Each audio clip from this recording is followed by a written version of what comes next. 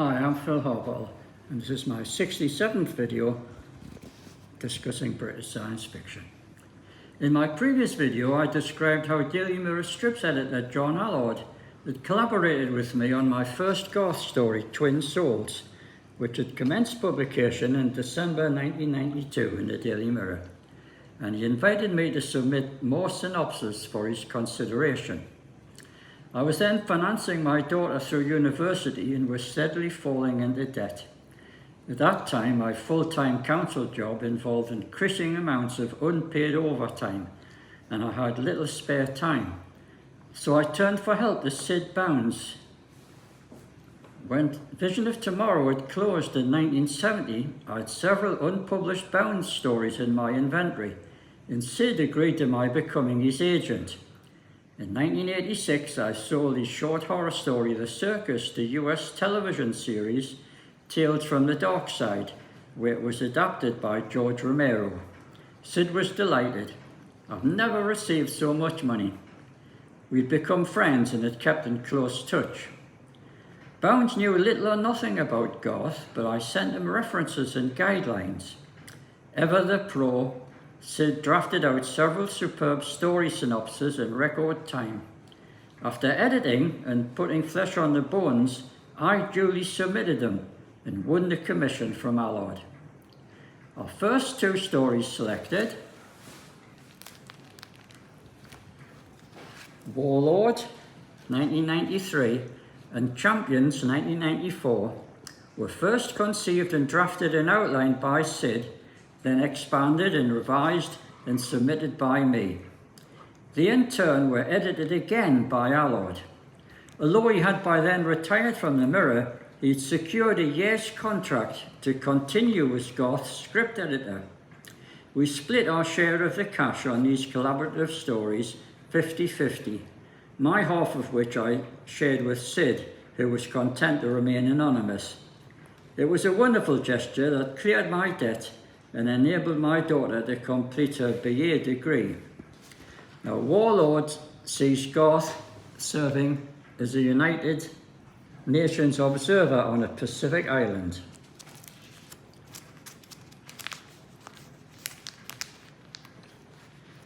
He teams up with Cindy Lee, a feisty Texas lady leading a relief convoy to the village of Latauga, cut off and under the domination of the crazed General Kano. See at the bottom there. Kano was a local warlord and seized control of a chunk of the island when civil war broke out, and he uses the villagers as slaves in a copper mine. He gets his weapons by smuggling out copper with the help of crooks from Tokyo.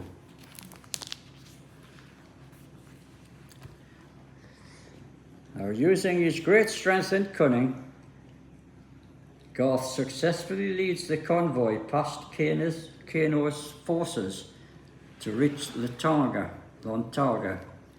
But Cindy is kidnapped.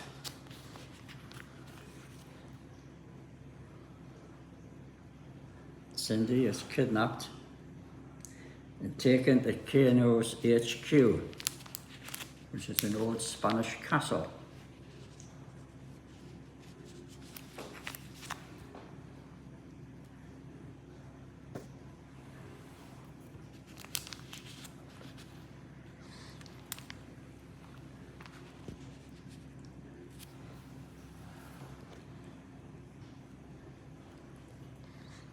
About to be whipped by Kano, Cindy is saved when Garth intervenes.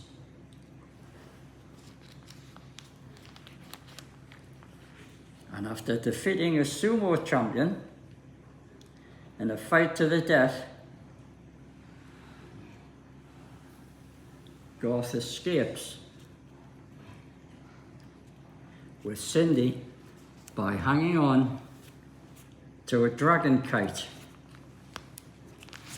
as a typhoon destroys the castle.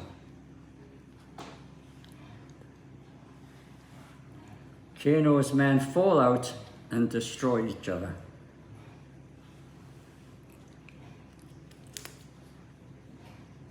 The story ends with Cindy bathing in the river but being threatened by a crocodile and she has to be saved by Garth.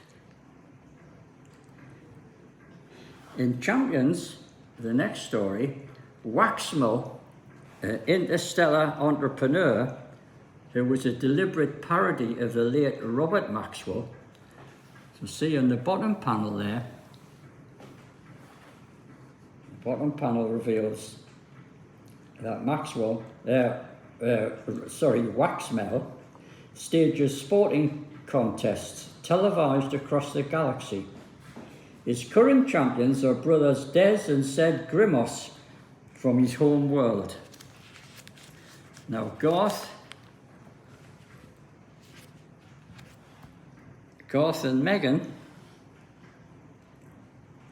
being from a high gravity world, are snatched across space to compete in 3 contests. Snatched across space, Garth and Megan,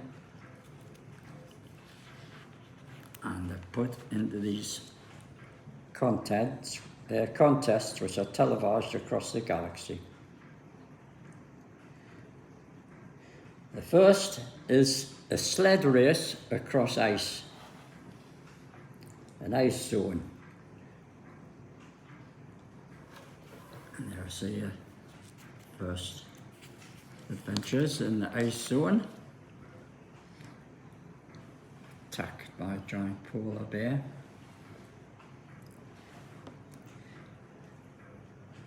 But Waxmill has rigged the contests, and so Garth and Megan lose the first competition. And the next one is a race to find water across the desert.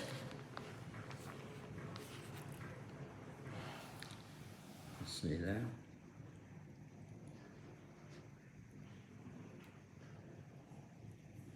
And finally, a contest to ride on the back of a genetically engineered sea monster to steer it back into harbour. Waxmill rigs the contest to ensure the brothers' victory.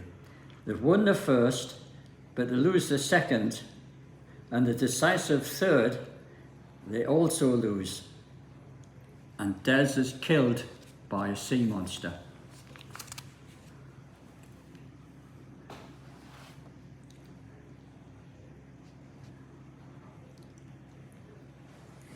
At the awards ceremony, let's see there,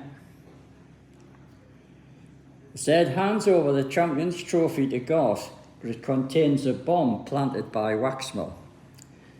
But Garth and Megan outwit them, and both Zed and Waxmill are killed. The triumphant Garth and Megan are then returned to their home planet, which we see in the bottom panel.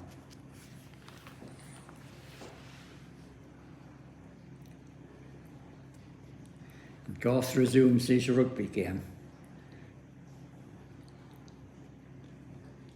Now later, in 1994, when my overtime situation eased, I was finally able to create new stories all by myself, and I sold another 2 serials to the new acting strips editor Ken Layson.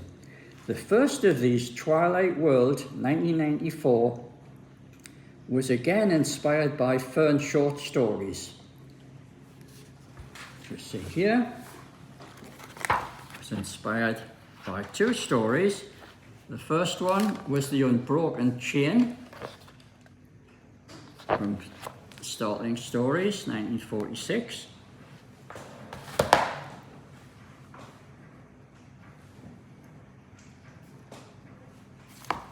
And a story from Startling Stories, 1947 story called The Arbiter, which you'll see there.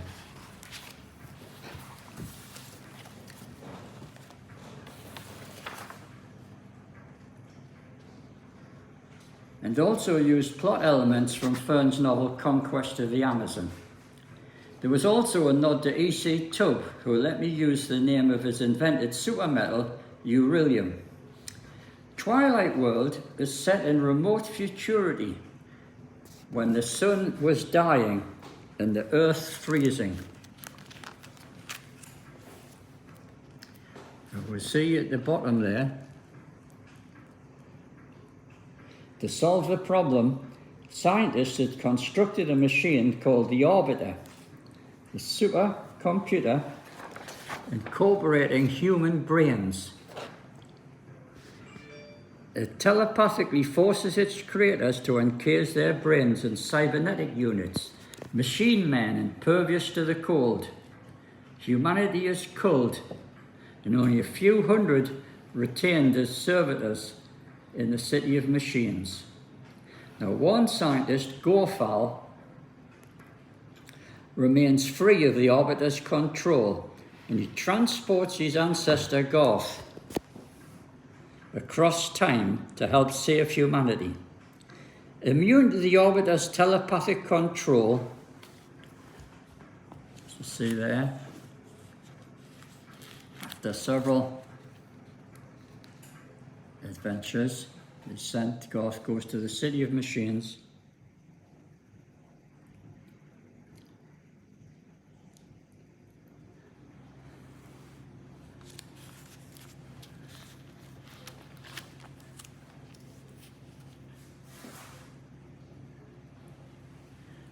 And is able to,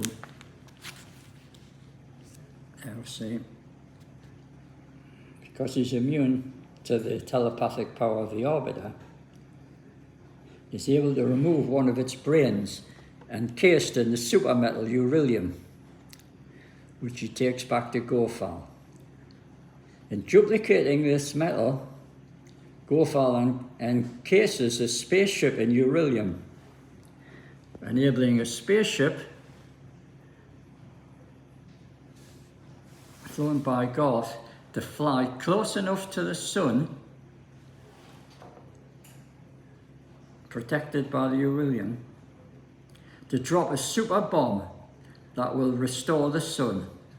And there we see the super bomb being released onto the sun.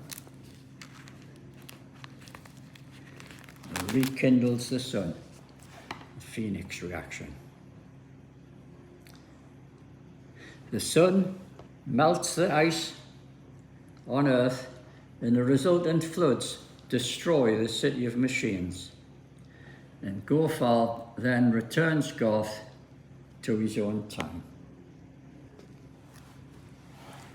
The next story, Devil Woman, 1995, was again inspired by John Russell Fern.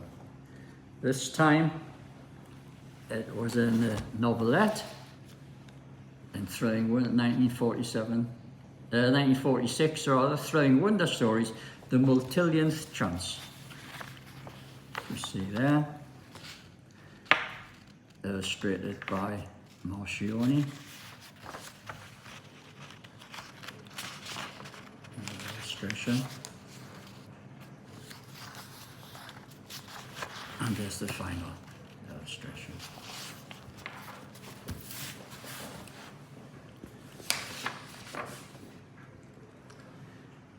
Was also inspired by Fern's Vargo Statten novel Nebula X, which we've seen before in these videos. Now in this story, as we see here on the first page, Garth and Lumiere witness an experiment to transmute metals conducted by physicist Jeff Barclay. But alongside the transmuted metal, there appears the almost nude body of a beautiful woman who speaks in an unknown language.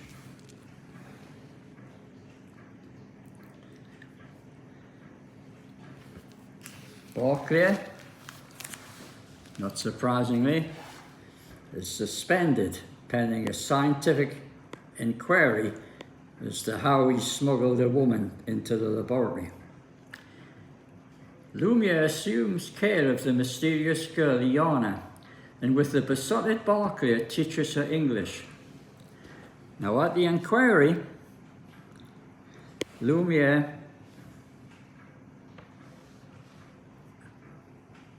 asserts that Iona is an alien who had died in space, but whose body atoms miraculously reassembled in the laboratory. He's not believed, and Barclay is dismissed.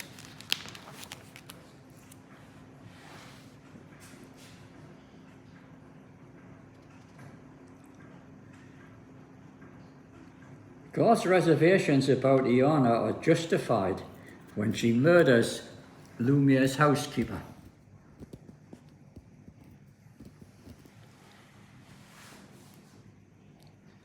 She murders Lumiere's housekeeper, and she paralyzes Barclay with the power of her mind.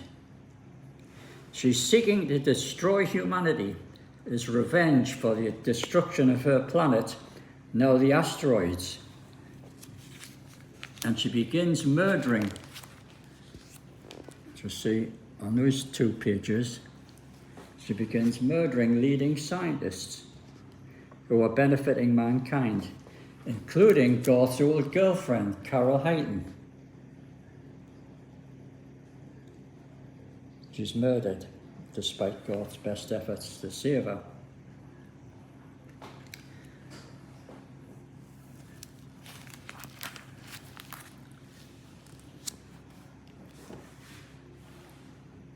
And there, in the bottom panels there, let's have a look at the bottom panel, we see why Iona hates and blames humanity.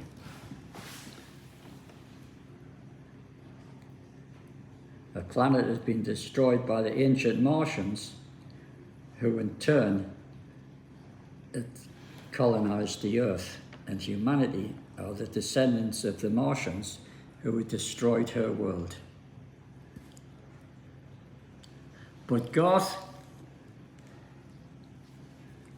succeeds in fooling her into thinking he's collaborating with her, and he gets his vengeance by destroying Iona completely by atomic bombardment with her own transmutation machine. Now, Sid Bounds and I had next collaborated on a parallel world story about Garth and Sherlock Holmes, which Allard had agreed was excellent when I'd sent it to him as a courtesy, in which the Mirror acting strips editor Ken Layson also accepted. But before it could be paid for, my luck ran out. With Allard's tight editorial control gone, artist Martin Asbury saw his chance to stage a coup and insisted on both writing and drawing the strip himself, refusing to draw my Sherlock Holmes script. Ken Layson was under pressure in the wake of the Robert Maxwell scandal, so he agreed. Not a good move, as it turned out. The Asbury Garth strip would be killed by new Mirror editor Piers Morgan just a year later, after a more than 50-year unbroken run, a record for a UK newspaper strip. But by then I'd received enough money to clear all my debts, enabling my daughter to stay on at university to gain her MA and obtain a job as a high school teacher. Whilst my lifelong personal journey as a strip cartoon creator had ended in despair and disappointment, there was to be a satisfying postscript. In 2010, the Daily Mirror began reprinting old Garth strips, now recoloured by the masterly Martin Baines, the very same artist who had coloured my Ron Turner strips. Twilight World was one of the stories selected before the newspaper cancelled the reruns. You see it here in all its Technicolor glory.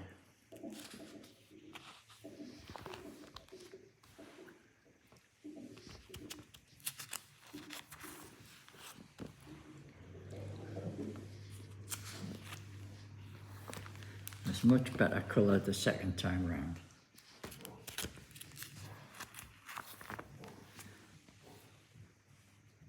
There the story ends. That's just a second copy of the same story. I rest content.